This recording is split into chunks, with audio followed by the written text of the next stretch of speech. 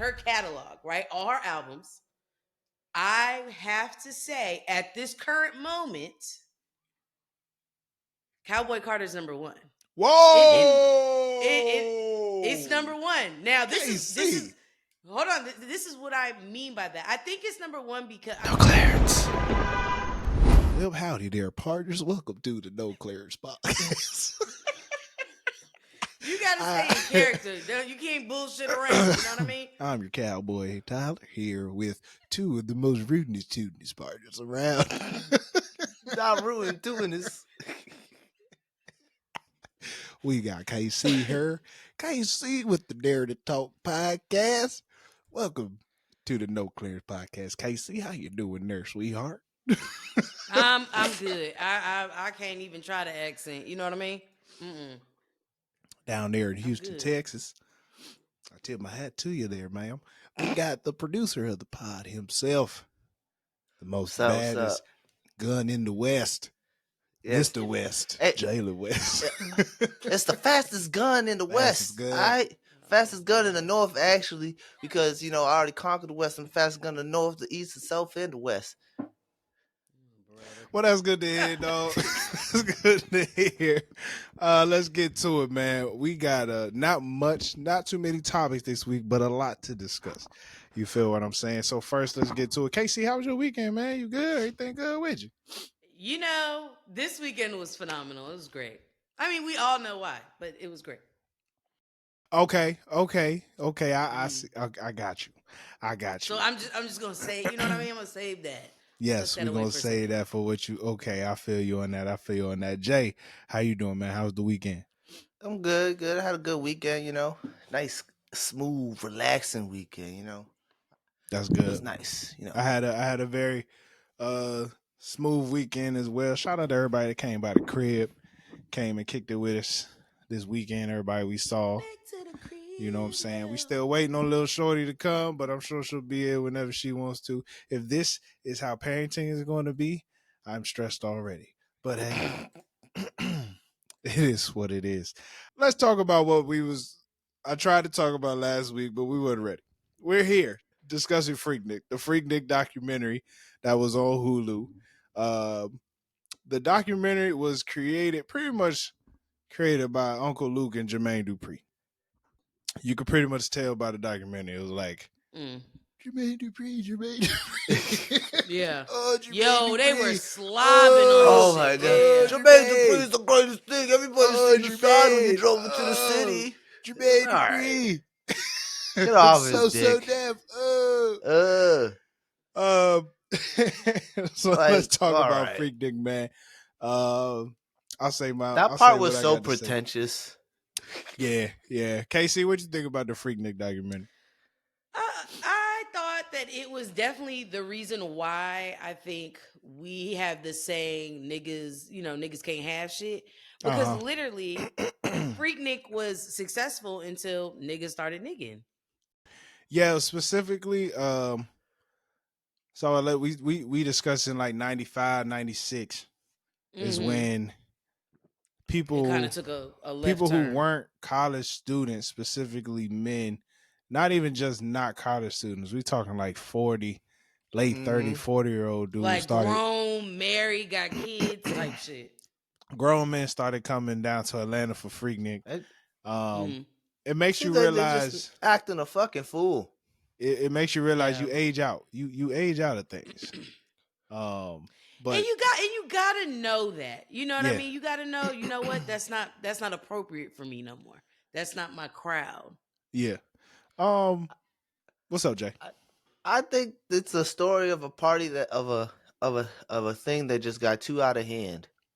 Like they didn't really control it before it got out of hand. So like the way it came to an end, it just was like the worst of something that could have been contained sooner. Like you were very right about that. It was not, controlled or organized well, but I also feel like the messaging for what Freaknik was completely changed over time. Yeah. And nobody clarified exactly what Freaknik was later on. So, like, of course, in the beginning they talk about Freaknik was started by the DC Metro area club in that HBCU region of like Clark, Morehouse, Yeah. Spelman, and Freaknik was they got the word Freaknik from the song "The Freak." It was like a dance move from Chic, like "Freak Out," which actually dude who was on that group, major producer on Renaissance album. It's crazy how times just repeats itself. Yeah, but so like it wasn't even like freak nasty as kind of people kind of talk about it today. It was just a cool picnic for kids on spring break to, you know, for people who couldn't afford to go home, to just have a good time at the park. And just all, you know, I can see how it will grow. All those black people around each other just cool and chilling for one day. Like it sounds kind of fire to me. Yeah, it's weird that it started as a college party and then turned into like a party that everyone just goes to every year. Yeah. I mean, this is my thing. I think it's like I understood the originators of it, right? Like you don't know that it's going to become, you don't know something's going to become a phenomenon or this major thing until it's like, oh shit, it's already like snowballed into some shit. So I get that they didn't understand how big it was going to go. I do kind of feel bad though for them as well. Cause it's like, can you imagine like creating something simply out of the like, you know, I think we, you know, you don't have money, but you still want to have a good time and hang out. Like you're trying to make something out of nothing, right? And then it's just like, okay, it gets, you know, it goes too far. And I feel like you said, Tyler, I think like people got to know if you're an old grown ass man, cool. Let's say you want to still attend, but have some decorum to you. You know, like I think their mind, like people's mind were out of the fuck. Like the story about the girl who was like in the car and was dragged out. No, that's cold. That shit. I was like 10 fucking people. That's scary. That's wild. Scary. And you're not gonna tell me what she was describing was not PTSD. Like that was wild. Like they literally like snap. They're acting like, I hate to say it. They was acting like fucking savages. It was crazy. It's like it was like acting like they ain't never seen a woman before in their life, and they were like, woman, pussy. I'm like, take it. That's what. It was gross. It was horrible. I think it's messed up because Freaknik was a chance for the women, like good women, good solid black women who, you know, go to class, you know, trying to get good grades. They probably been studying hard all year. Spring break come and they could be like, "Hey, nigga, let me see your dick." Yeah, I could let my hair down. Yeah. I thought it was funny. I thought it was funny how the girl was talking about. She's like, you know, I wore short shorts at Freaknik, but like it was an opportunity for us to dress that way, but not at home when around nobody we knew. And she's like, which honestly, that's not like a Freaknik thing. I think that's just in general. When you're in college, you're like balls to the wall. Like, you out there with pasties damn near if you wanted to. Yeah. And then she's like, some girls did dress like that back at home, but we ain't gonna discuss that. I was rolling. Oh, I peeped the shade. I was just like, I was like, damn. So she's basically saying she dressed like a hoe when they was out with Freaknik, but not when they was back at home. That's funny. Yeah. That was interesting. I thought it came from such a pure place. Yeah. Like a purely good place, just like black people get together. But I feel like the word freak also changed. Yes. And like how we described it. So like that's when like Uncle Luke got attached to it. Uncle Luke. My Uncle Luke started the downfall of Freaknik. I hate to say he really did. He got that shit so sexualized. It was like going down. Even the way the videos were shown before Uncle Luke were completely different.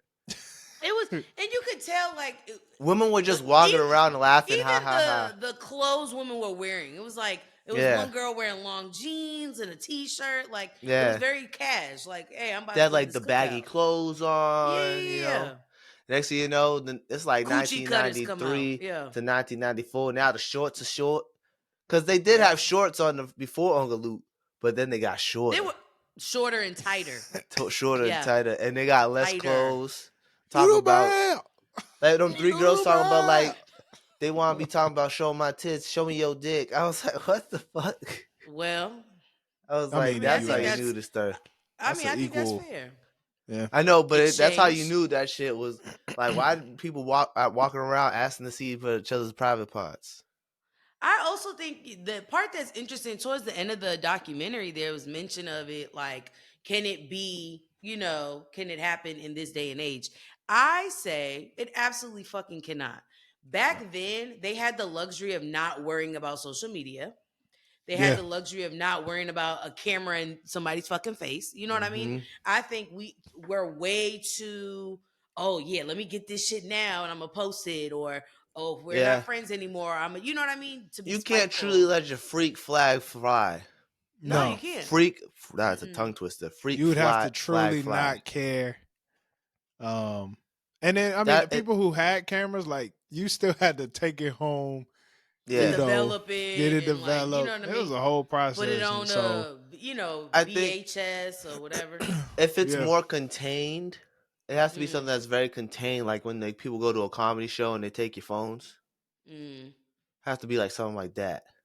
But I also think too, and I've said this before on here, is like, I think just because things are nostalgic doesn't mean that we can bring it back and have that same feeling. Yeah. Like, I No. think there's no way you can recreate the feeling that they got when they first did it.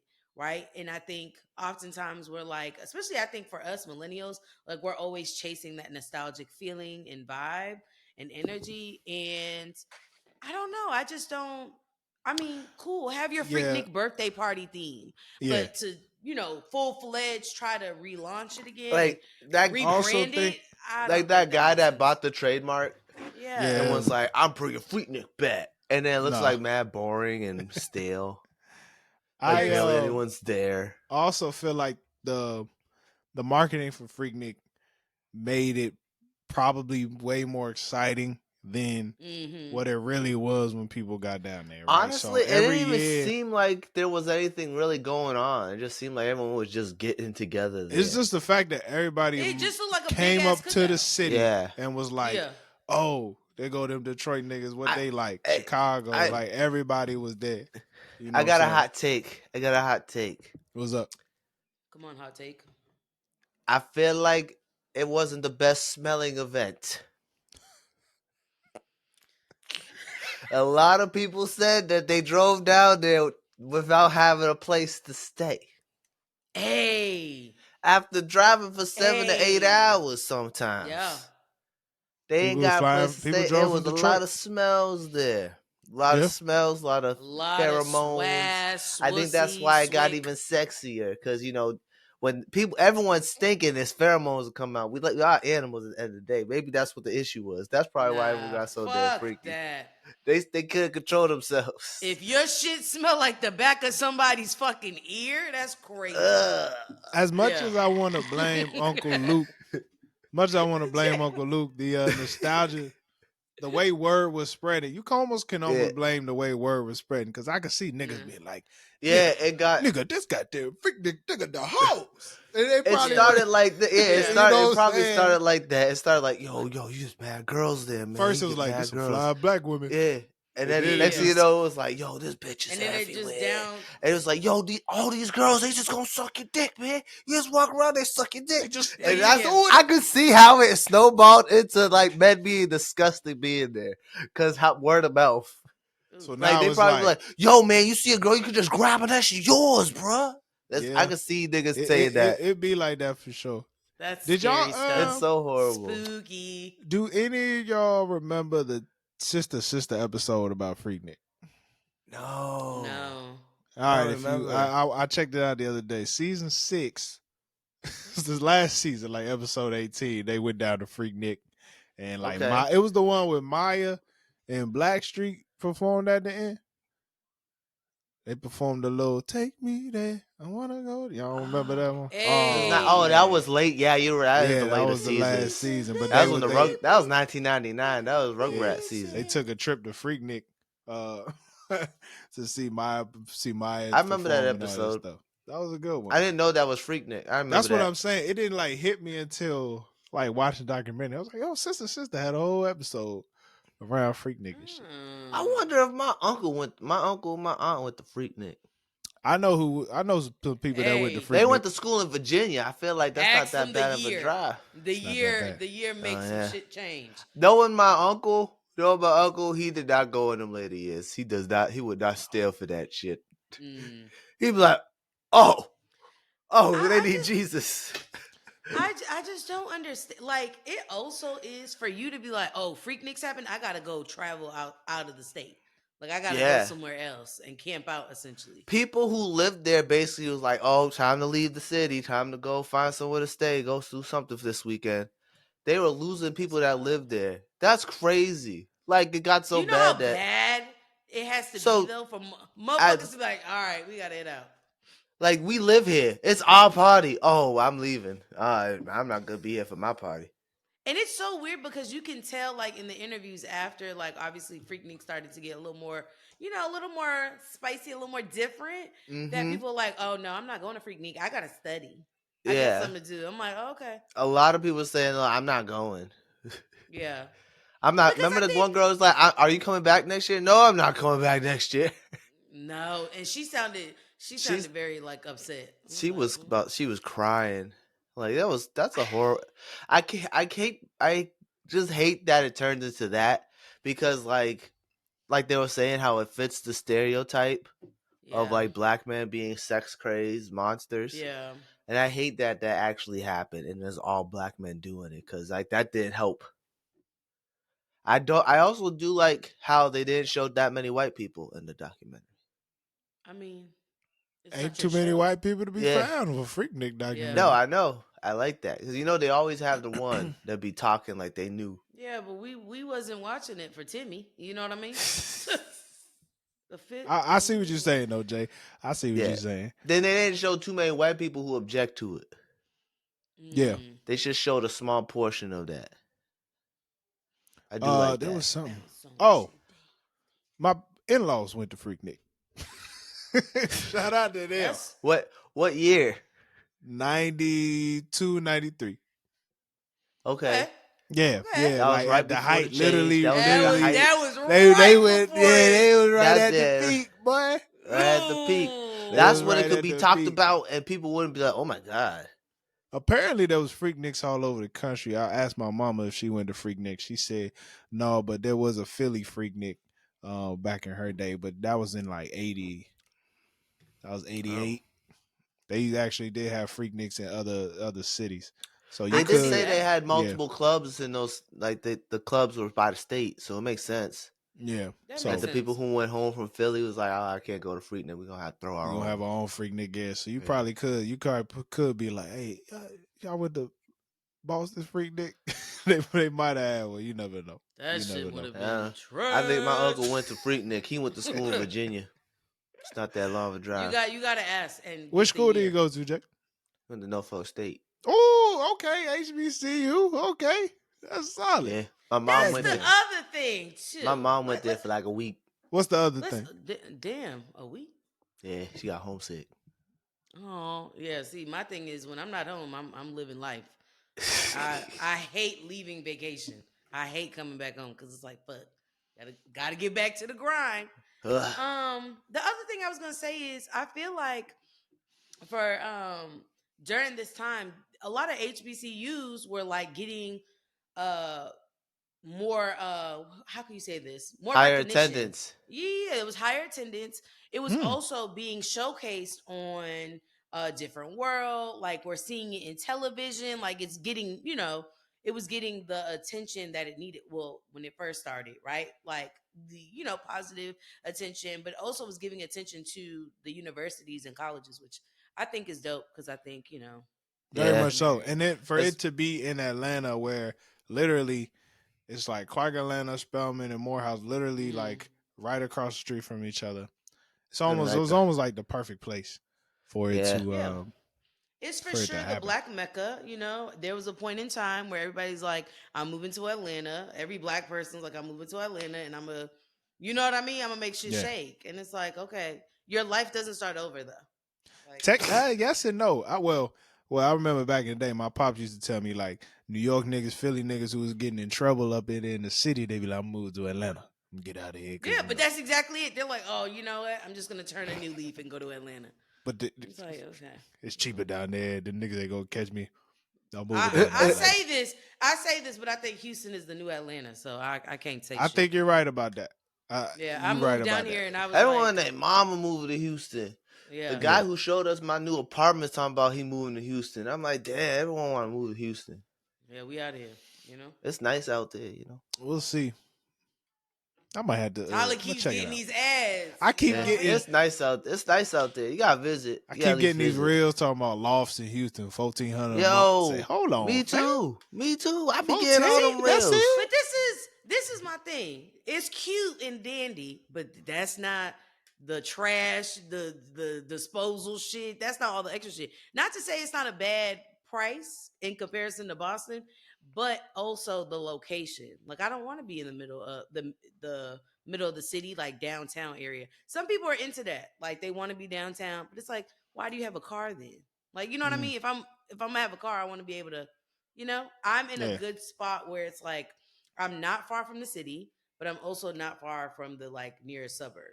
So I'm like not in the hood. You know what I mean? I feel you on that. Yeah. There's one thing about Freaknik. I think Freaknik was the start of the Southern hip hop boom. Like the way Atlanta artists really begin to like make a true, you know, pave a real way in hip hop. You know what I'm saying? The way, because I mean, of course, because everybody was coming from all over, like a lot of these Southern artists was now being taken back home. So when they talked about Outkast passing out the demo tapes, and now it's going back up north and stuff like that. Of course, So Def. And hey, no disrespect to Jermaine Dupri, right? The nigga did his thing. It's just funny how like he is a player. Like it was very, it was random. It was kind of random how they just start talking big up in Jermaine Dupri. I mean, it came out of nowhere. It came out of nowhere. It was like they almost started to do their old documentary in the middle of the Freaknik doc. Right? Yes. On the nigga. Yes. Yeah. Very much like so everything he did for the Brad and Jagged Edge. I was like, all right, okay, cool. Again, what's that got to do with Freaknik? Right. Once again, can't get it twisted. What he is not talked about enough in regards to like his moguls in hip hop, producers. But like Jesus Christ. Yeah, but we ain't here to talk about you, my nigga. Yeah. I would say nigga look funny back in the day though. He still look funny. What are you talking about? No, he do, but a younger Jermaine Dupri was a funny looking nigga. He's so tiny. He's so small. Imagine that guy coming up to you like, yo, I could elevate your career. I wouldn't want that nigga around me. He looking all like fucking beard and fucking big teeth, braids, fucking. What the fuck? Okay. He looking like a bug coming up to you. I can make your career better. What the fuck? They're lucky. People are lucky, honestly. He didn't rob him blind. He looked like he. Nah, man, he got some integrity, man. He got some integrity. Good, thank God, because he don't look it. Oh, no, he don't. But he look like he gonna try to scam you. It's the niggas that look like they do that been going crazy. You know what I'm saying? Yeah, like sometimes, you know. Sometimes. That shit wild, man. But yeah, no, but that was so random. I think the Uncle Luke, when they talked about Uncle Luke, that made a little bit more sense to me, though. I feel like they should have talked more about Uncle Luke. We didn't get enough about Uncle Luke and his music for real. We just got the one part where he was in that room and them two ladies was in the corner, booty shaking, as they like to call it. It wasn't twerking back then; it was booty shaking. That's what they like to say. And I'm just like, all right, what else we got about Uncle Luke? We ain't talking about it's girl to girl. Yeah, nothing. Like, it was something else. And but my part, the part I thought was the funniest, because this is the funniest part of it, was at the end when they had Jermaine Dupri and Uncle Luke in the same room and they was interviewing together. Yeah. I was like, they was like, man, you can't redo Freaknik, blah blah blah, because the trademark ain't the same thing. I was like, it's not though. No, I can't. I would never go. I'll go to like you said, KC, a themed party. I'd just do that. Yeah, I could do a themed party. My thing is, I don't know what it is with us millennials that feel like we have to like recreate shit. Yeah, it's cool. Like, you know, Lion King didn't need the live version. Nope. We were good. You know what I mean? The animated one did exactly what it needed to do. It invoked those emotions. You know, I was fucked up when Mufasa died for play, and then you gonna give me real time shit? Yeah, nobody want to see a real lion die. No. We need to get out of this like era of like redoing shit. We're good. We're all right. Yeah. What is our version of Freaknik though? I mean, there's a lot of. I mean, we're I'd like say homecomings, like HBCU homecomings. That's fair. Yeah, because people who don't go to schools don't go. As you're gonna get. Yeah, I remember people who Spellhouse. don't go to schools, go to schools, go there still for homecoming. Yeah, that's fair. That's fair. And it's like legendary every time. You went. Yeah, I went to Spellhouse homecoming, and ooh, how was that? Man, bless my soul. Good time. Yeah. It wasn't even like doing nothing crazy. It really just felt like a big black family reunion where I'm just walking around and it just. But it's something black people about being everywhere. Around it's all love. Black people, you know what I mean? Music There's coming no from bullshit. everywhere. The band's playing. Sure. It was just such unity. You know what I'm saying? Nobody trying to fight nobody. It was like the first time Yeah. It was a beautiful thing, man. Shout out to that, man. Jealous. Hit the strip club later. Should have went to HBCU.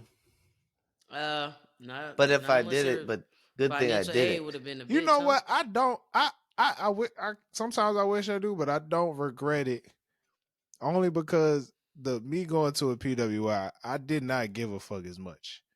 Like you hear a lot of stories about people at HBCUs. You getting clowned for shit you wearing. It's just a whole like you literally got to try and dress your best. Yeah. I'm like, you got to be drippy at all times. You could Jay could tell you. Jay could tell you. I used to wear swim trunks. I'd be out here with these ugly ass swim trunks around. I wore campus. slippers. I wore slippers every day. Bumming it. Bumming it. But this is my thing. That is the I wore college 3 pairs of sweatpants in rotation. The college experience is you got your bag, your purse, some sweatpants, some Uggs, a hoodie, and that's it. That's it. That's all you. That's the uniform. College student uniform. Cozy. Casual. I felt weird when I wore jeans. It's like I feel so fucking dressed up. No cap. Niggas be like, you going somewhere today? You got jeans. So that's real shit. That's real shit. But I do say, I mean, HBCUs, of course, they do help you. Like you truly learn your history. Yeah, that's something I can say I didn't fully get. Took some black classes, but I don't know, man. It sometimes be like I went where I went. It's what it is, you know. I be thinking about going to HBCU for like a master's or something, but then be like, nah, they gonna try to push me too hard. Like they're gonna want me to excel. Yeah, they're not gonna take subpar or mediocre. You gotta be the best. You gotta be gotta work 2 times harder. But you know what? You should have went to Howard because in order to graduate Howard, you gotta learn how to swim. Wow, Casey. Fun fact. So now, but hold on, I'm gonna put you on. So when I was in high school, well, even before high school, middle school, we did college field trips. So we would go as a grade level or a school, whatever. So one of our trips was to Howard. And so we learned that Howard, you cannot graduate. You have to take a swimming class in order to graduate. Like, even if you have all your credits and stuff, if you did not take that swimming class, you will not graduate. The reason is because when they were slaves, they weren't allowed to learn how to swim. And so a lot of them, when they tried to escape, that was the thing that hindered them. Like, they couldn't cross the rivers or whatever because they were afraid because they couldn't swim. So it's symbolism, and it's powerful too, because it's like, it is powerful.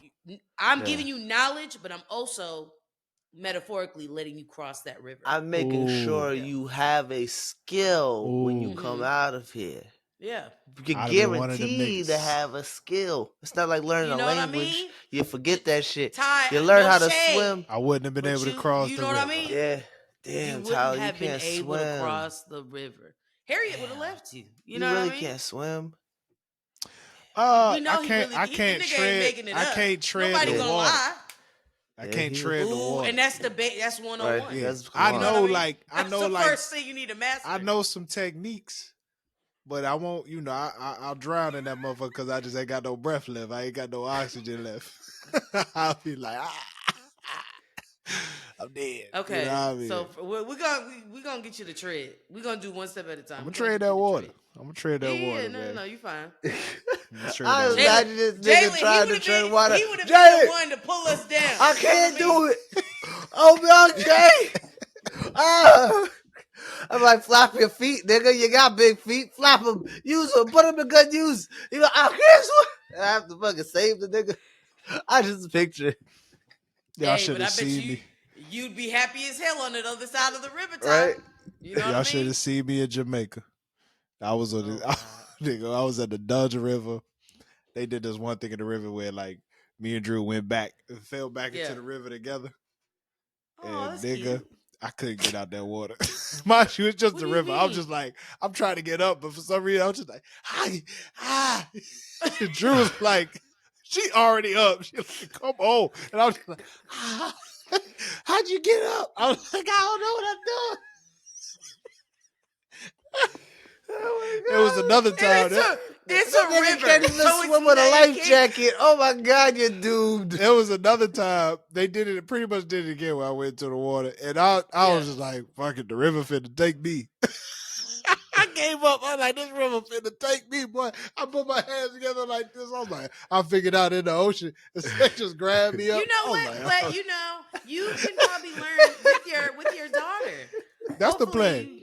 You know what I mean? That'd be nice. The plan. That's the plan. That'll be fun. I said, this river gonna take my ass. Jalen ain't shit. This nigga said, "Oh, I figured it out in the ocean." Oh shit! All right, man. Shit. Okay, let's get to the real talk of the day. The next topic. Parkwood Entertainment LLC released an album by their artist Beyoncé, the album name is Cowboy Carter. What a beautiful album. I really enjoyed it thoroughly. Today is not about me or Jalen. Okay. This part of the episode is sponsored by the Dare to Talk podcast. Okay. We will hear from our Beyoncé correspondent with, me and Jay go sprinkle in. But we will hear from our Beyoncé correspondent, KC. KC, what do you have for us today? I mean, where the fuck do we start? I mean, grab a pen and paper. I'm going to start from the top, and then we're just going to break it down as we go. First off, what an amazing project. And I know I say that about a lot of Beyonce albums and all her shit, but I think if I'm looking at her catalog, right, all her albums, I have to say at this current moment, Cowboy Carter's number one. Whoa! It's number one. Now this is hold on. This is what I mean by that. I think it's number one because I know it's number one because I think the time and energy that she put into this is very apparent. Each song was meticulously crafted as far as vocal arrangements, instruments. It's not the preppy, polished, regular, normal Beyonce album, right? You're still getting Beyonce. Vocals are still there. And I would say vocally, she was able to do things that I don't think she's done on her other projects. This is not to say her other projects are not up there, but I think this has put her in this catalyst to next level, right?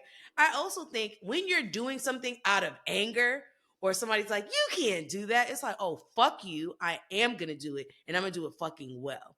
And so I do think this is kind of like that revenge album, right? Beyonce herself said, this is the best music I've ever made, period. This is the best music she's ever made. Took 5 years to make. Originally, she was supposed to drop Cowboy Carter before Renaissance. So she did this album, Jay, before Renaissance. We were saying that, Jay. She did all this amazing craft and all this music. And then right after that, she's like, you know what, fuck it. We're going to fuck up the night. And did Renaissance and that whole body of work. Amazing. I think that if you're somebody that's not a Beyonce fan, that's your business. But I think you got to this is the album where you have to give it to her. She is not a singer. I don't know if this is a word. I like to think that she's a musologist.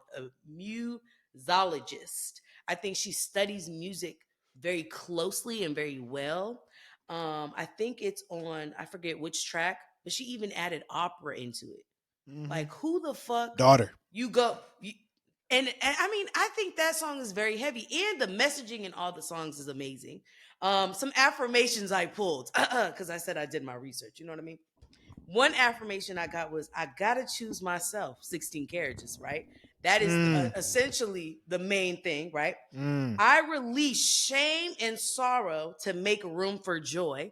That was on good old Louisiana. I feel proud of who I am on Protector. That was a song that she did for Rumi, which, in my opinion, Rumi has the best out of all the kids. Like, her song is the best. Feel Bad for Blue Blue. She got one for Sir? Mr. Sir, I believe. Ooh. Oh yeah, the one in the last album, right? Yeah. Mm-hmm. Another one is my goals, my glow, my inner being bring out the best of me. What the fuck? Come on, Beyonce. I mean, if you needed an affirmation just to like pick yourself up, absolutely listen to the album. Now, let's break down some of the songs. One, I'm going to break down two of my favorites. Now, I have stars on all the songs in the album. They're even the fucking interludes. Where did we go wrong? Nowhere, Beyonce. It's immaculate. Obviously, Jolene. I love Jolene because she took it and said, bitch, fuck around and find out. Go ahead. You can try. But I done raised this nigga for 20 years. Plus his kids. You think this nigga's gonna up and leave? I would like to say this is my favorite version of the song. This feels like Sorry, the extended version of Sorry. Talk about it. With a little twang. When she ends it with Better Call Becky with the good hair, it's like, all right, now let me talk to Becky. Let me let you know what the fuck going on. Dolly Parton's interlude into it was kind of cute too. It was perfect. It was cute. It was cute. Yeah. Dolly Parton makes great music for black women to sing. She does. And you know what? She predicted this. She was like, if I want Beyonce to do Jolene.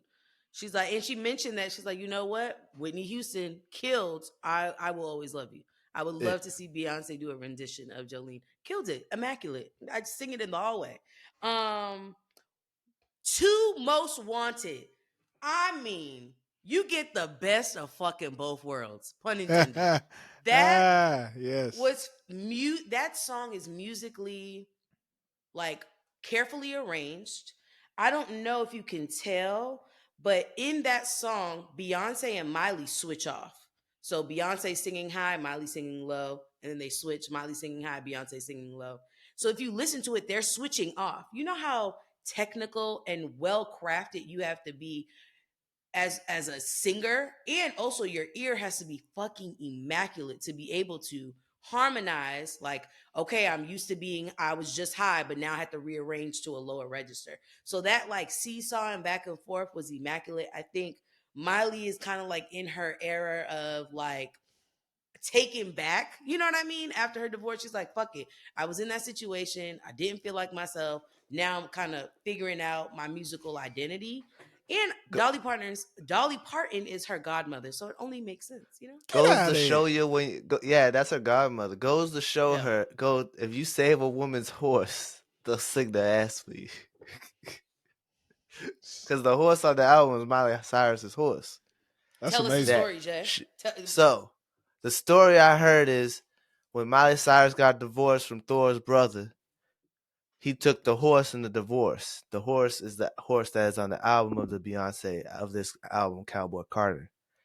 So when Beyonce heard this story, she went and bought that horse from Miley Cyrus's ex-husband and gave her back the horse. Period. Dang. First of all, horses ain't cheap. So I already know that horse for Beyonce to buy it. I just imagine Beyonce say, he took the horse? What's he gonna do with the horse? Give that girl back her horse. No, literally. What else? What else was there? I love that she paid a lot of homage to, Southern Black culture, right? she mentioned a lot the Chitlin circuit, which I believe that was in the 1930s. That was a time that, black people, we couldn't do all venues. We had to do only certain venues. That was the time where we were like less than. Some may argue we still are. I think overall, as I look at this project, I think that this was her way of saying, I'm not going to abide by the genre concept, right? This idea of your R&B, your soul, your rap, your this, your that. I think genres in the name of it and naming it is cool, but when you're actually practicing it and trying to figure out what goes where, it actually is not as simple and easy, as we like to plan it out. I also think that we've mentioned this before with Mariah the Scientist as well, as like she's like, I don't consider myself R&B, and then having the conversation of like, okay, so if I sing and I'm black, I'm automatically R&B. That doesn't make sense. And so I think Beyonce has definitely dismantled that, or at least started to dismantle this idea or this ideology of us being in a box. And I want to name Beyonce cannot do no fucking wrong. Great job, Casey. Great job, Casey. Last part. So Renaissance was a tribute to her Uncle Johnny. There is rumor that this album is a tribute to her mother. I think Act 3, because we're definitely getting to Act 3. She doesn't even have to say it. Like, I just know we're getting Act 3. Yeah. I feel like it could go either way. I feel like it could be a tribute to Destiny's Child and like that journey and experience. We've been seeing a lot of like her with her dad and the other members, and like I feel like that could be a potential. Or it could be a tribute just to like, the women, like her sisters and the women that are very close to her in her life. But yeah. Good job, Beyonce. Jay, what you got? What would you like to say about the album? I would like to say it's a beautiful album. I think this is the album that makes me officially a fan of Beyonce. I say this not because I didn't like her in the past. I just was like growing up, Tyler, as a young man, you see Beyonce CDs from your girl cousins, and you be like, I don't want to listen to no Beyonce. That's girl music. And you grow up more and more and just start to respect her more and more as you get older. This is the album I think that did it for me. Actually, I think it was the last one, but I like this one more than the last one. So I think this is the one. I think I'm a Beyonce fan. I'm a fan of her as a person, but now I'm a fan of her music. Like I'm gonna tell you right now, I saved a song and put it on my workout playlist. I ain't never did that with a Beyonce song before. I ain't never done it before. I did it for Spaghetti because Spaghetti goes hard. That song goes hard. That song goes hard. I played it in my car. I got real good speakers. Okay, but do we think Beyonce watches Marvel movies though? That kind of gets me a little excited. Just know that she's into Marvel movies potentially. I think if she has the time, I think she's seen the bigger ones. You think so? I think Sean Carter wrote that. Hey, Beyonce's pen go crazy. Beyonce's pen is Sean Carter and The Dream. I want to give a big shout out to The Dream. A major player in regards to he wrote Beyonce, a lot of songs on this one. In regards to Renaissance, a lot of Beyonce's career since her solo experience. Put a ring on it. Put a ring on it. What's the name of that tag? Is the song called Sasha Fierce? Single Ladies. Single Ladies. Yeah. Since Single Ladies. I want to say Single Ladies was the first time that he wrote for it. I just seen a reel that showed it. This nigga just keep going. And when you got something good, you stick with it. when you have the trust, when you got the trust of Beyonce, you can't mess that up. And he has been very consistent in working with her. And of course, now we all know, I'm sure she pushes him to your right for specific things. It's not like he's just like, I got some songs, here you go. But when I'm looking it through them credits, the one consistent name is The Dream on most of these songs. Also want to give in regards to behind the scenes stuff, man, I've seen it was a good amount of hip hop producers on the album. Hit Boy was part of the project. Pharrell, Swiss Beats, Da got that dope. He was on there. So I it was definitely her intention to really make this album a big gumbo pot Mm-hmm. of just using everybody, Yeah. everybody to her disposal, and then big shout out to her for putting on a lot of the black country artists on Mm-hmm. the album. Specifically, this boy, what's that boy name? Shabuzi. Yeah, it's your Shabuzi boozy. got two Hey, Nice. features. he's nice. Yeah, yeah. I rock with that, and then of course her putting her showing respect to a lot of the legends, and specifically we get Mm-hmm. like Linda Martell, who was like the first successful black country singer. She Mm-hmm. was the Yeah. first black artist to perform at the Grand Ole Opry. I want to say that's in Tennessee. Don't have me correct me if I'm wrong. But Mm-hmm. she I mean, like you said, Casey, you could tell she did her due diligence. She Mm-hmm. wasn't playing no games in regards to that. If I had I'm gonna ask y'all top three, but I'm gonna go ahead and say Damn, mine top real quick. three. It's gonna Top be three hard for for her. me. Top three for me for 16. Number one is 16 Carriages. That I song really go hard. feel it. It's damn near a song of her life, and I Yeah. just feel like it's like um, the most personal one that we get on the album. But I may have, I may have missed some lyrics. You know what I'm saying? Um, Mm-hmm. duh, duh, duh, duh, duh, duh, duh. Oh, my bad, Jolene. So I'm going 16 Carriages, Jolene, and Riverdance. Hey, Riverdance to me, if it gets edited, Bam, song. This shit. song of the summer. Mm-mm-mm. I think Yeah. that's song of the Oh summer. That's Yeah. man, hands down to me. easily. It got the hook. It got the perfect hook, and I will say transitions perfectly into Two Hands to Heaven. It's like the most perfect transition you can do from Riverdance to Two Hands to Heaven. I actually feel like Mm-hmm. the after Oh Louisiana, that Desert Yeah. Eagle, Riverdance, Two Hands to Heaven to Tyrant is just like a really solid four. Just Mm-hmm. like transition wise, and it's just really all just flow into each other. It's kind of crazy. Yeah. But yeah, those my top three. Jay, what you got? All right. Of course, I got spaghetti. All right. That Mm-hmm. song goes hard. When that song came on, I was like, "Oh, okay, Beyonce." She I really know. just kept flowing. Yeah, she just kept going. She didn't stop. Mm-hmm. I like the song with her and Miley Cyrus. I enjoy that song. I think they both singing. It's beautiful. It's a great song. That's my number two. And I want to say either River Dance or Blackbird because I thought Blackbird was beautiful. Yeah, it was good. Mm-hmm. It was good. All right, Blackbird, River Dance is gonna be my honorable mention. Okay. Okay. KC, I know this might be tough That for is, you. I You need got y'all to all of them. know, like they're all starred. Oh fuck.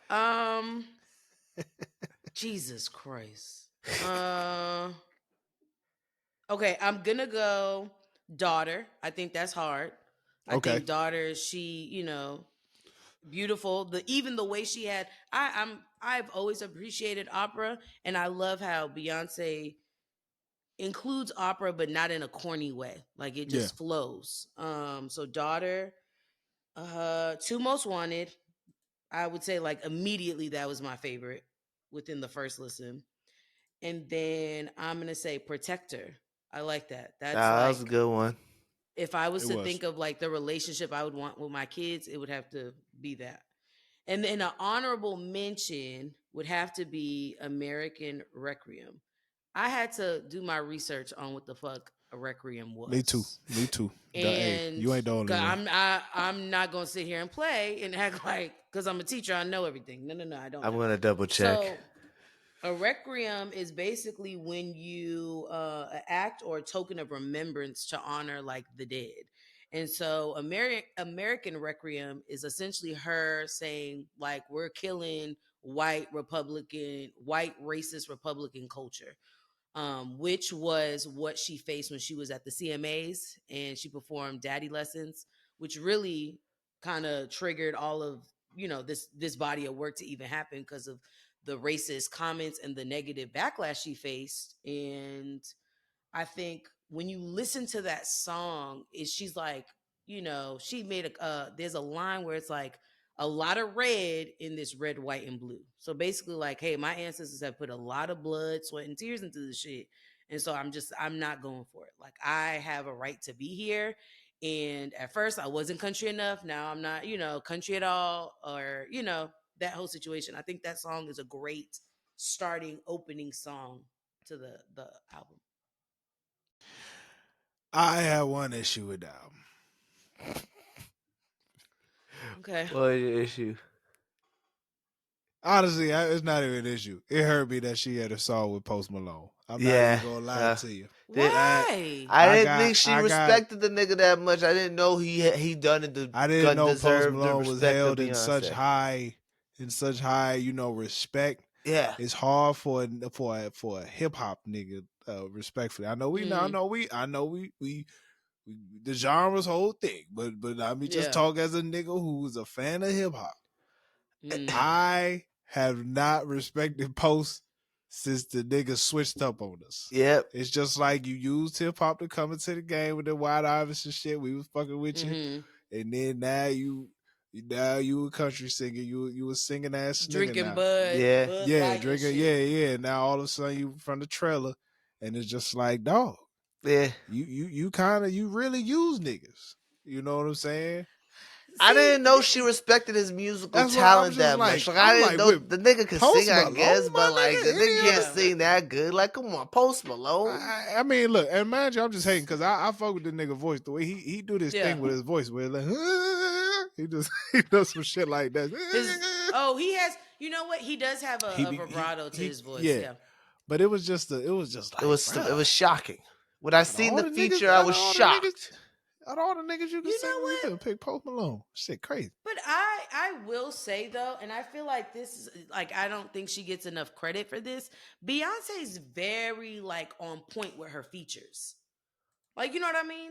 Like the song, like I wasn't like looking forward to him being on the album, right? Like I wasn't enthusiastic about it. But I think that song, it makes sense. I could see why she's like, you know what, let me get Post on this shit. I can see that. It does make sense. I'm just a hating ass nigga at this point. No. It for sure makes sense. Is there somebody else we could have got on the mic? For sure. Yeah. I'm sure there's a plethora of people. But I think, I also like that I feel like maybe she's trying to put him on. Because you know how she's putting the other black country artists on? Maybe she's like, hey, you know what? I see Post that you're trying to do something. Yeah, he's huge. He's big. Post is huge. He's big. He's big. He's big like that? Yeah, he's big like that. Okay, white people love Post Malone. White people love Post Malone. Okay, so maybe that's why she put him on. So the white people are like, oh, Post is on it. I don't know. Well, she like, let me give him a little. You know what I mean? It was a strange feature. I would never think I'd hear Post Malone on a Beyonce song in my entire life. That's valid. Miley Cyrus, I believe it. Two more things. First of all, big shout out to Sean Carter, aka Jay-Z. He got a couple writing credits on the album. Way to be behind the scenes, my nigga. Yeah. That's what I first want to say. You know what I'm saying? The way he has just been quiet through this whole thing is how a lot of you niggas is supposed to be. But for some reason we keep seeing husbands, on some real bullshit. And I just want to give my respect to that nigga. That's number one.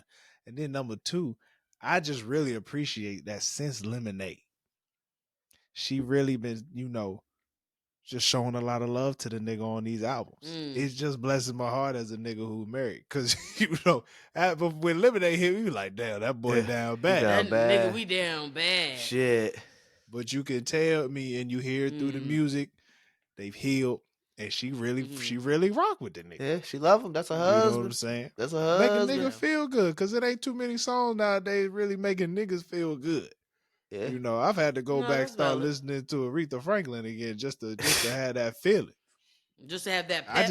I just need to feel a lot of niggas did a lot of women dirty. A lot of songs that are really good songs are about niggas who did them dirty.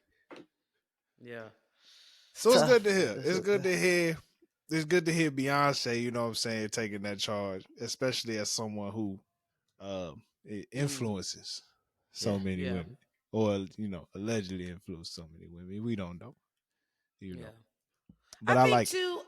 I think that I think Jay-Z does a good job of like putting her on a pedestal and not being obnoxious about it. Do you know what I it. mean? Indeed, I indeed. think it never comes off like, oh, I'm doing this because my wife told me. No, he's like, I genuinely fuck with her as a person. Yeah. She's actually super dope as a person, an artist, and a mother and a wife. Like, I think when he got up on the Grammy stage and said his little spiel, now it's adding up. He's like, I'm gonna put y'all on game before the bomb go off, and she dropped that Cowboy Carter That's on real. you. That's I'm real. just gonna say, you know what I mean? You could have kept it cute. You really could have kept it cute. He was probably madder because she's not gonna win back to back. That's he probably was like, baby, you gonna win this year, and he gonna win next year. Because he been her Cowboy Carter. Yeah, he been her. So he yeah. came, but when he see that she lost, he was upset. You could see that nigga was upset. You gonna disrespect my wife? Because it's insane. Damn, I literally just had something in my Yo, head. they never give her Grammys because this chick Taylor Swift dropping an album this year too again. So they gonna never give her a fucking Grammy. If she beats Taylor, she's gonna beat. I don't even want to say it because they always give it to Taylor Swift. But like, I hate this. I hate that they just don't give it to her. Yeah. I know you said Act 3, she may do a tribute to like either Black Women, Destiny's Child. I just feel like we need a Beyonce rap album. Yeah.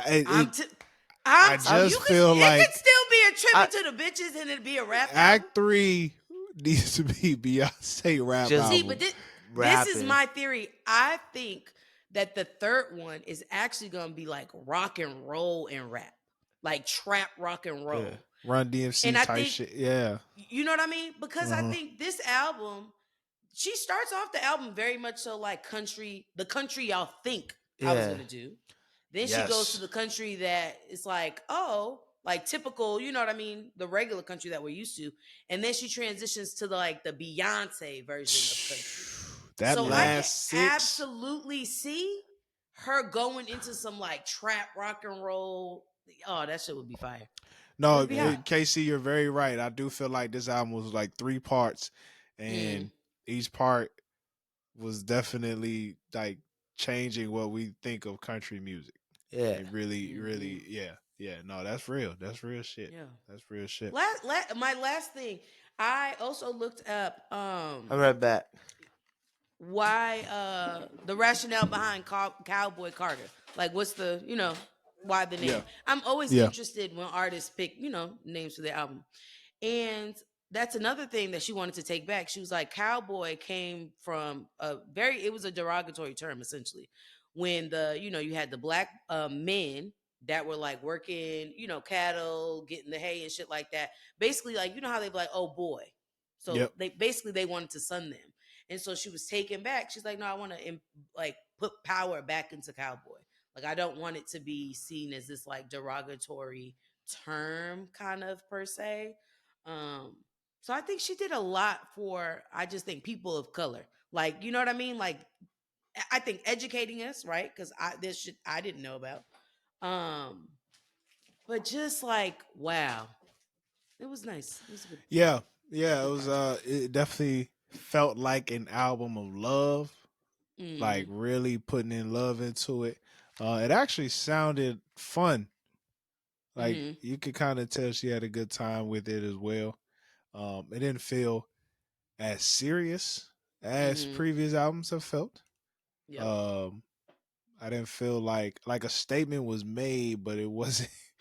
It didn't feel in my face. It didn't feel in my face. Everything just actually felt fairly natural. And she wasn't trying to sing with no country accent or no shit like that. Like she was just like really making music. So her vocals was like insane. Like I don't think people realize. Like I think the shit she was doing with her voice, using her voice like as an actual instrument, was insane. She's I an do amazing have singer. to. Mm. We gotta debate this, Casey. No We shit. gotta debate this. Her best album, Cowboy Carter. Yeah, yeah. I think this is the best music she's ever made. I'm gonna be. I agree with her on that. I truly do.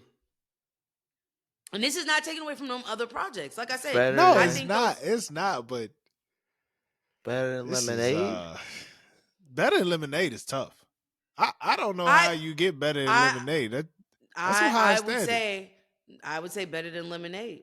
Uh, But in that same breath that I say better than Lemonade, there would not be a Cowboy Carter without Lemonade. Oh, of course. She needed to do Lemonade. She had to do Lemonade first. I will say this. I don't know about better. That's hard to say right now for me. For me, it's hard to say right now. Mhm. I personally have to listen to Cowboy Carter a little bit more.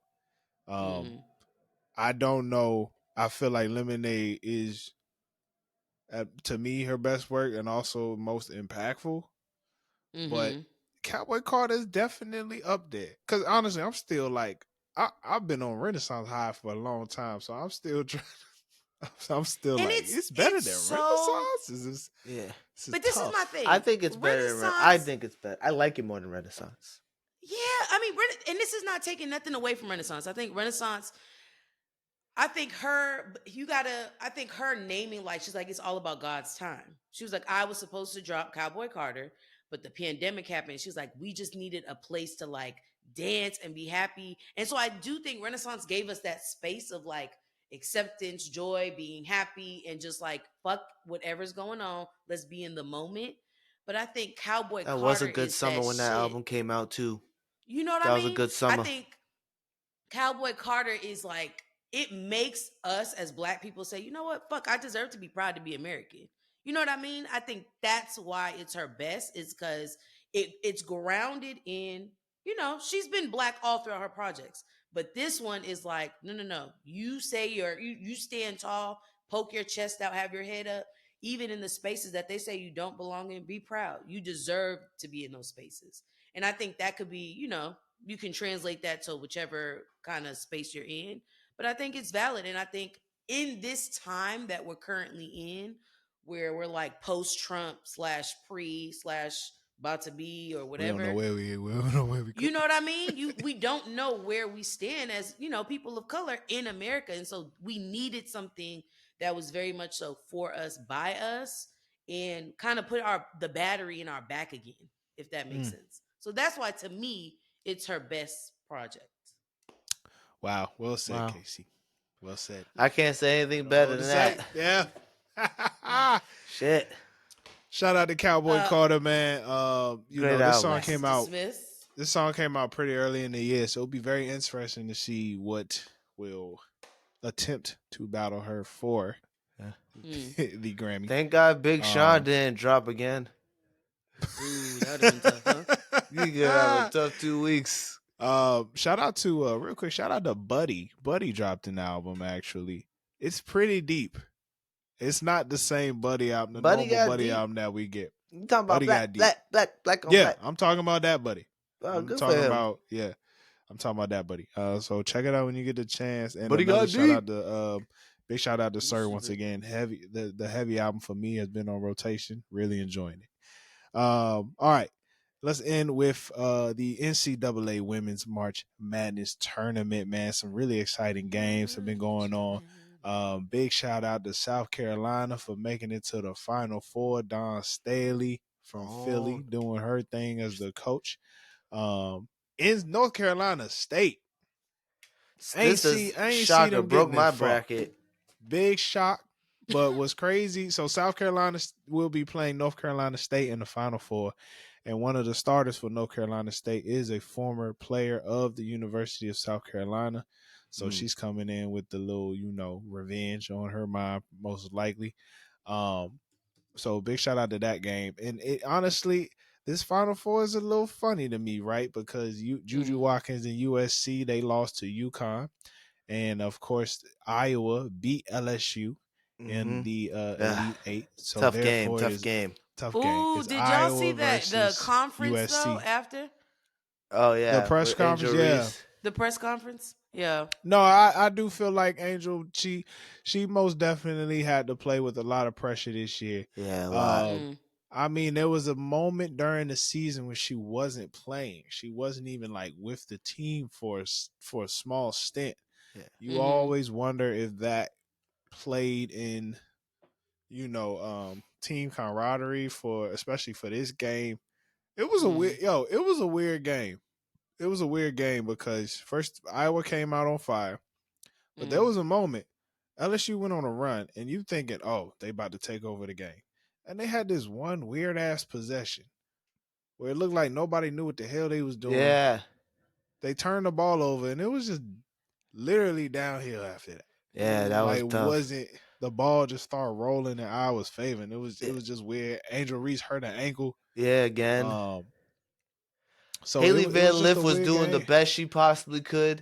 She was doing the best she possibly she could. She needed to pass the ball. No. Much. On offense, on offense, she was terrible. I'm talking about on defense. Okay, she was doing the best she possibly could to cover Caitlin Clark.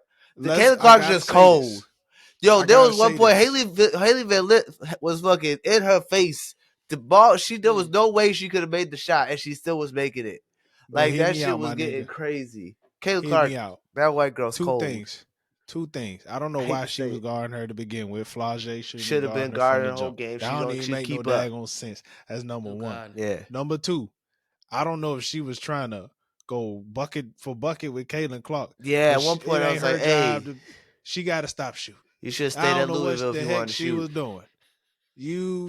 I'm not saying she cost them the game, but there was some possessions I'm like, that was terrible. Yo, every game she played this season, I was like, yo, what the fuck is she doing? She terrible passes. I don't get it. I don't understand. I don't get it, bro. I don't get it. And you got to understand. Not the shit on the poor girl. She did a good, valiant effort on defense. Valiant effort. No, I'm sorry. Oh, not valiant. Jay, it can't be valiant effort. We saw what they did last year in the national championship game. Yeah, no, you're right. That was a valiant effort. They didn't have Haley Van Lith last year. Obviously, man, it was tragic, bro. It was tragic because last year, like when they couldn't get the ball in the paint, they had a guard that could put up a bucket, and they just didn't have that this year. You know, it is what it is. No, I feel bad for. I feel the pressure on Angel Reese this year to perform was tough, real tough. And also, bro, one more thing, bro. All them Iowa fans in the stands doing all this shit. I just gotta say, y'all were some real petty ass fuck niggas. Like I know what she did. I know what she did to Caitlin in the game, but that's for Caitlin to do. Yeah, you niggas. We still talking about college players here. There's a level of respect we show to college players. Now maybe when she get to the WNBA, you can pull that shit. But y'all niggas just disrespectful. Imagine even Ted Lasso was doing it. That's what I'm saying. This is my thing too, and I felt like when she started breaking down, crying, it's just like you gotta know. At the end of the day, yes, she's in college, but she a kid. Yeah, you know what I mean? KC, this ain't the first time college players be getting like serious. No, and I absolutely understand it. This is the first time like I'm like really peeping game essentially. You know what I mean? And I felt bad because it's like I could just imagine like she can't really enjoy it. You know what I mean? It's like for y'all, if it got to that point, football wouldn't have been fun because now you feel like this undeniable amount of pressure, right? You feel like I gotta like hold the team down. Like even when you're injured, I'm sure when she was out for a little bit, she felt pretty shitty as well because she felt like, fuck, I'm letting the team down. Now this is gonna fuck up. You know what I mean? The chemistry, because teams are very much so they have chemistry, and if that goes to the left, it's fucked. Very hard to not have chemistry and you know what I mean, get shit done. But I felt bad. And this is not to say she wasn't wrong for doing the shit, but damn, it's like you can't let that roll off and move on. Casey, the other day I was watching the Fab Five documentary. Yeah. I don't know if you heard of Fab Five. It was back in the day that when University of Michigan they started 5 freshmen. So it was like Jalen Rose, Chris Webber, 3 other brothers, right? and okay. they was getting death threats from Michigan alumni. Yeah. People who went to Michigan. No. People who went to Michigan was like, take these niggas off the court. Or these niggas are not representing the school well. Now, if Michigan, if they did, people from University of Michigan are sending death threats. I can't even. What's wild is I can't imagine. I can very much see even people from the university, talking shit about those girls. And then on top of that, the L.A. Times, was it the L.A. Times? Yeah, it one was of LA these Times. papers. It was LA L.A. Times. Times had the nerve. What they call them? Like dirty. It was like good versus evil. No, good versus evil. Like they was calling them like dirty something, but they used the term dirty, and it's just like we get this story damn near every single year about journalists or reporters commenting on these black women players like they're not people. I never forget in college when some nigga on the radio referred to the University of Rutgers team as like nappy headed nappy headed hoes. Like I remember that. And it's just like, dog, why the heck, like this just shouldn't happen. Yeah, it shouldn't happen. It's really fucked up. But I do like the trajectory of seeing black women discussing basketball on TV. Yeah. I will say that's a lot better. You know what I'm saying? I mean, you still got... Not the biggest fan of Andrea, but, that's just me.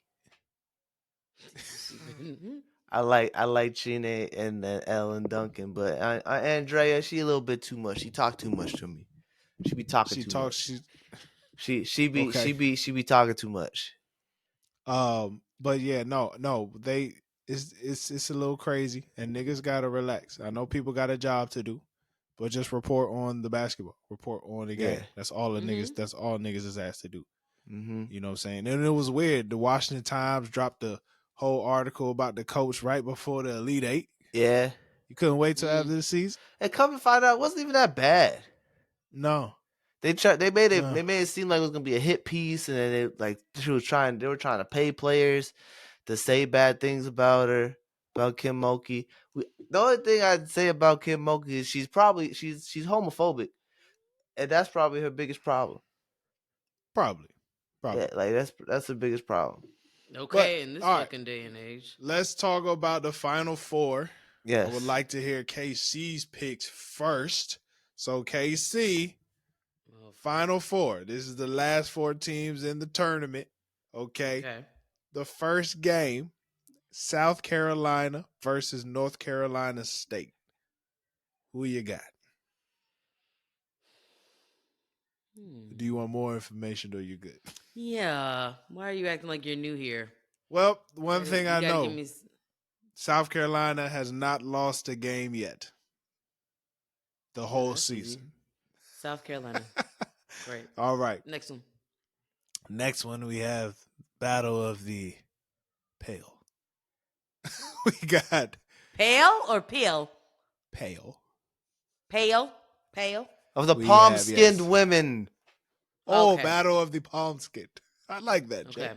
That's honorable. White girls going at it. We have Iowa, the Iowa Hawkeyes versus UConn. UConn Huskies. Iowa, like potatoes and shit? Or is that Idaho? Yeah, potatoes. Iowa is a state in the middle Iowa of is a lot of farms. Okay. Yeah. Oh, okay. Iowa has Caitlin Clark. Caitlin Clark has literally the most points scored in NCAA history amongst men and women. Period. I know that's right. White. Oh, can't say sister. She's not my kinfolk. UConn's just a legendary program in general. Yeah. They won a lot of national championships. They won really 4 in a row. They did win 4 in a row back in what? The 2010s? Yeah, sometime in the 2010s. Okay. Won 4 in a row, the most national championships ever. They have a player by the name of Paige Buckers. She's pretty solid herself. She ain't nice. She don't shoot out the gym like Caitlin, but she a dog as well. So Iowa versus UConn. I'm gonna go with Iowa. Okay. I like that. I respect it. Jay. So South Carolina versus North Carolina. Oh, my bad. National championship game. So now that leads to championship. Iowa. Yes. Who you got, South Carolina or Iowa in your bracket? Iowa. Okay. I respect that. Iowa did make it last year. North Carolina versus South Carolina. But did they have Shorty last year? Yeah, they had Shorty last year, and they lost to LSU. They lost to LSU last year. But they just beat LSU. They just beat LSU. So you know what? Yeah, I'm gonna stick with my answer. No, it's a good thing that Iowa made it last year and lost, and now they're back again. Yeah. They got a chip on their shoulders. Oh, you think they got a chip? Yeah, right, South Carolina, they both do. South Carolina versus North Carolina State. Who you got? I got South Carolina. Don Staley, one of the greatest coaches. I see them beating UConn's record in the future. So Okay, who you got with Iowa and UConn? I'm gonna say I would usually say UConn because I fuck with Paige Buckers. I thought she was the better white girl until this game against LSU. Caitlin Clark is obviously the better white girl. She shoots cold. Not the better white girl. She shoots lights out. She should be shooting like Steph. I hate to say it, but she be shooting like Steph. She be shooting from the logo and shit. Disrespectful type shit. So I see Caitlin in the national championship. So that South Carolina versus Iowa. Who you got? Yes, I got South Carolina because South Carolina ain't lost a game. They're better coached, and they don't have like that one superstar. They play as a team. When people talk about South Carolina, they talk about South Carolina. When they talk about Iowa, they talk about Caitlin Clark. They'd be like Caitlin Clark versus this school. Or same for LSU. They'd be like Angel Reese versus this school. South Carolina is a whole complete team. I mean, they got their superstar, Jasmine Cardoza, but she's a big man,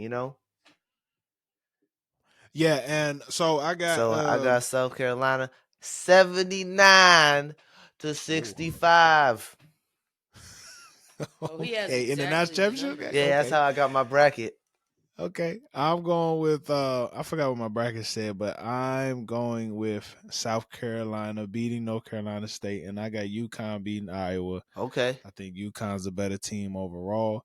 I think the only reason LSU did not win is because they couldn't execute on the offensive side, and that was because of themselves. In the second half, I didn't think that was because of what Iowa was doing. So I'm going with UConn, and I got South Carolina beating UConn as they did in the regular season.